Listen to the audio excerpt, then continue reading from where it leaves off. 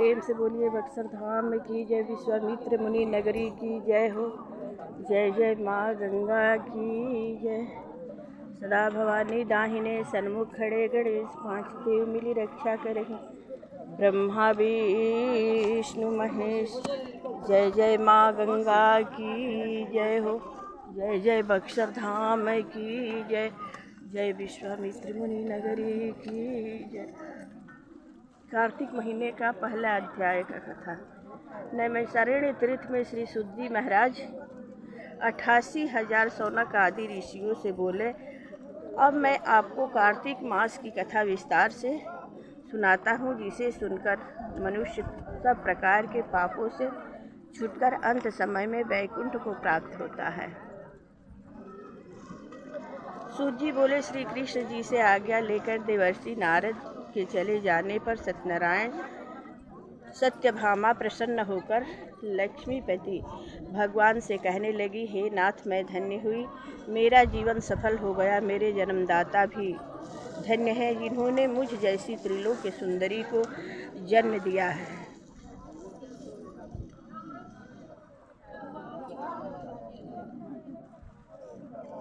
जो आपकी 16 सहस्त्र स्त्रियों के मध्य में आपकी परम प्यारी पत्नी बनी। मैं यह कल्प वृक्ष आदि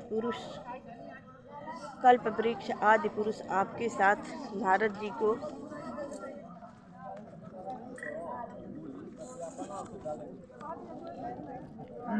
विधि पूर्वक दान में दे दिया, परंतु वही कल्प वृक्ष मेरे घर लहराया करता है, जिस बात को मृत्युलोक में कोई भी स्त्री नहीं जानती है। त्रिलोकीनाथ, मैं आपसे कुछ पूछना चाहती हूँ। आप मुझे विस्तार पूर्वक कार्तिक महात्म्य की कथा सुनाओ, जिसको सुनकर मेरा हित हो, तथा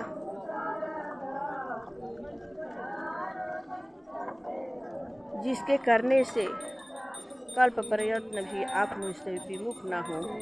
सूत जी बोले, सत्यभामा के ऐसे वचनों को सुनकर हंसते हुए श्री कृष्ण जी श्री सत्यभामा का हाथ पकड़कर तथा अपने सेवकों को वहीं रोककर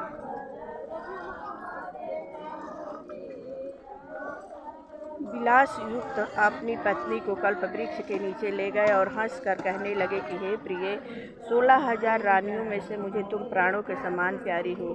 तुम्हारे लिए मैंने इंद्र से तथा देवताओं से भी विरोध किया था। हे कांते, जो बात तुमने मुझे पूछी है, उन अद्भुत बातों को सुनो। सूत जी बोले, एक दिन श्री कृष्ण भगवान ने सत्यभामा की प्रिय कामना के लिए गरुड़ पर सवार होकर इंद्रलोक जाकर कल्प वृक्ष मांगा। तब इंद्र के मना कर देने पर गरुड़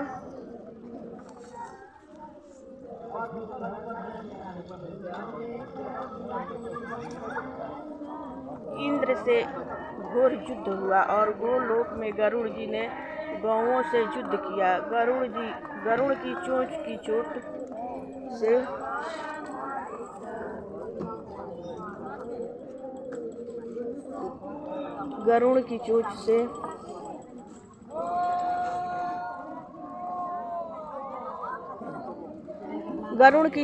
चोंच की चोट से उनके कान और पूंछ कट करके गिर पड़े।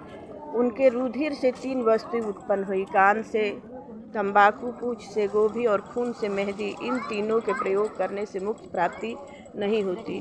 तब गौओं ने भी क्रोध में भरकर गरुड़ को मारा, जिससे उनके 3 पंख टूटकर गिर पड़े। इनके पहले पंख से नीलकंठ, दूसरे से मोर, तीसरे से चकवा चकवी उत्पन्न हुए। हे प्रिय, इनके दर्शन मात्र से ही शुभ फल की प्राप्ति होती है। यह सुनकर सत्यभामा बोली, हे प्रभु, मैंने पिछले जन्म में कौन से दान, व्रत व जप किए हैं, मेरा कैसा स्वभाव था तथा मैं किसकी पुत्री थी और मुझे मृत्युलोक में जन्म लेना पड़ा। मैंने ऐसे कौन से शुभ कर्म किए जिससे आपकी अर्धाग्नि हुई। कृष्ण भगवान बोले, हे प्रिय, जो तुमने पूर्व जन्म में शुभ कर्म किए हैं विस्तार पूर्वक कहता हूँ। पूर्व समय में सतयुग के अंत में मायापुरी में अत्रि गोत्र में देव शर्मा नाम का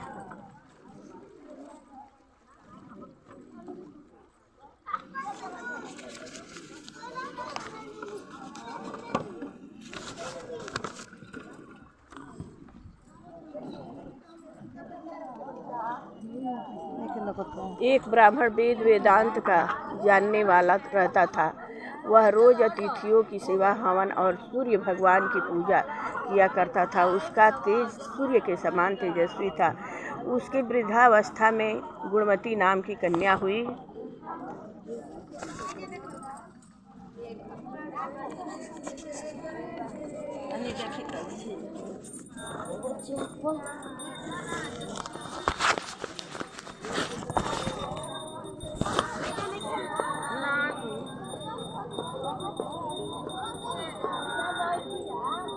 उसका तेज सूर्य के समान तेजस्वी उसके वृद्धावस्था में गुणवती नाम की कन्या हुई।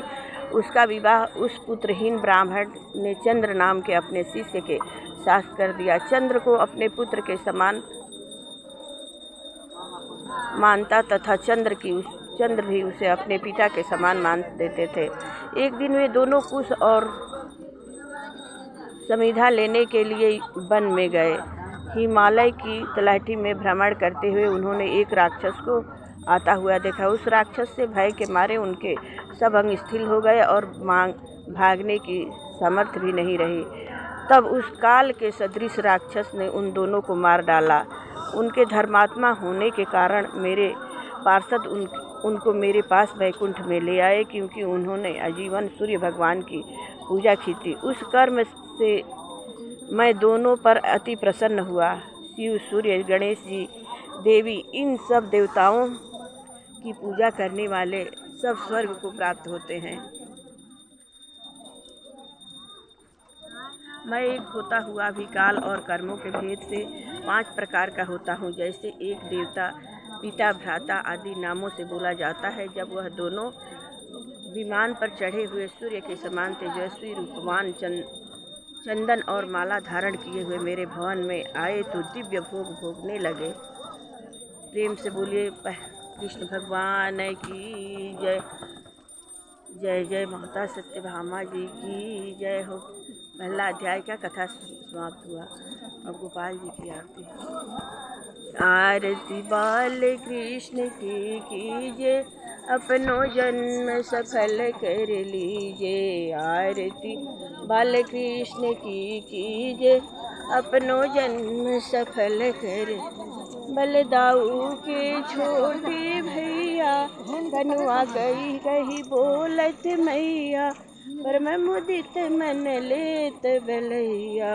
छवि नैनन में भर लीजिए।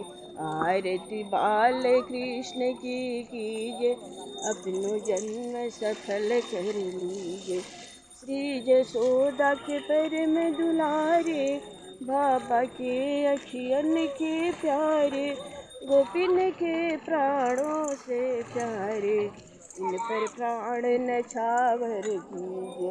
आरती बाल कृष्ण की कीजिए, अपनो जन्म सफल कर लीजिए।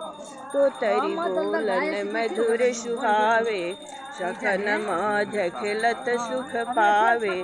सोई सुकृति जो इनको ध्यावे, इन पर सर्वस अर्पण कीजिए। आरती बाल कृष्ण की कीजिए, अपनो जन्म सफल कर लीजिए।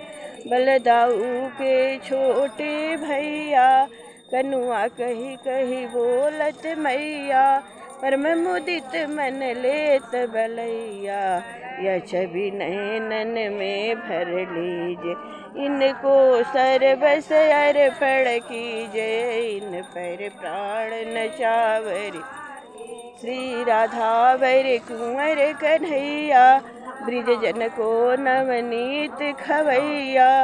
देखत ही मन लेत चुरैया, देखत ही मन लेत चुरैया।